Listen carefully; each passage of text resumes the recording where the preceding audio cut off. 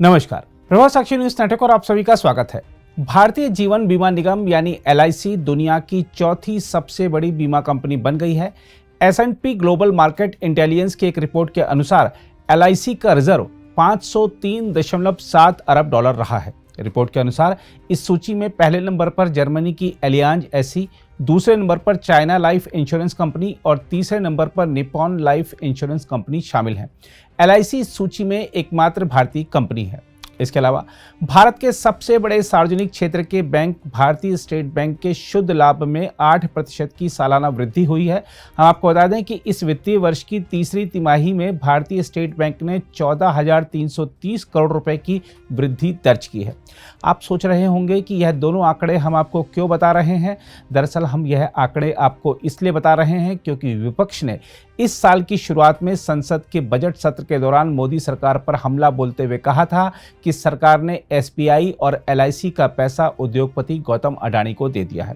कांग्रेस के नेतृत्व वाले विपक्ष ने आरोप लगाया था कि आम निवेशकों और पॉलिसी धारकों का भविष्य खतरे में पड़ गया है।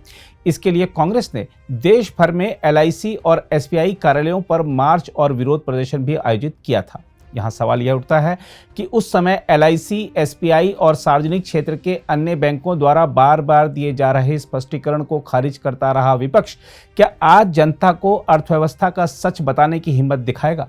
हम आपको यही बता दें कि विपक्ष के नेता बार बार ईडी पर जो सवाल उठाते हैं, यह उस ईडी की छापेमारियों का ही कमाल है कि सार्वजनिक क्षेत्र के बैंकों को अपने 15,000 करोड़ रुपए से ज्यादा उन भ्रष्टाचारियों और भगोड़ों से वापस मिल पाए हैं। वित्त मंत्री निर्मला सीतारमण ने राज्यसभा में बताया है कि प्रवर्तन निदेशालय यानी ईडी ने धन शोधन रोकथाम कानून के तहत कार्रवाई करते हुए 15,186.64 करोड़ रुपए की संपत्ति जब्त की है तथा इनमें से लगभग सभी राशि सार्वजनिक क्षेत्र के बैंकों को वापस लौटा दी गई है।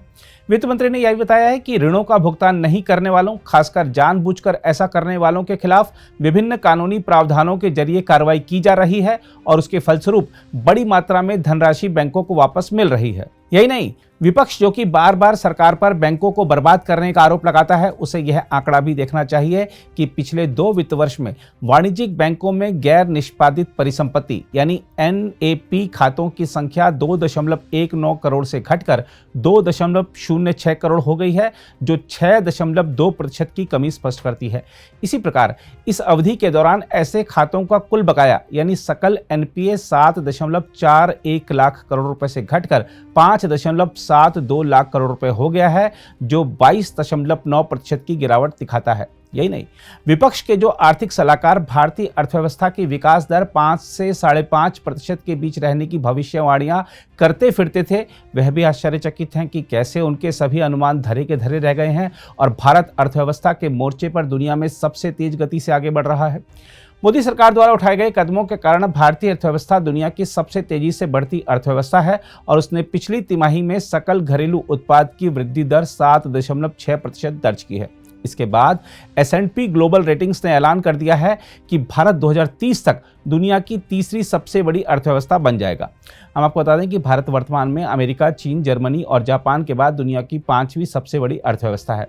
इसके अलावा अंतर्राष्ट्रीय मुद्रा कोष यानी आईएमएफ का भी अनुमान है कि भारत 2027-28 तक 5,000 अरब डॉलर के सकल घरेलू उत्पाद के साथ दुनिया की तीसरी सबसे बड़ी अर्थव्यवस्था होगा। इसके अलावा विपक्षी नेता भले देश की अर्थव्यवस्था के विकास के प्रति नकारात्मक दृष्टिकोण रखते हों, लेकिन भारत के करीब 94% मुख्य वित्त अधिकारी यानी सीएफओ देश के आर्थिक भविष्य को लेकर आशावादी हैं।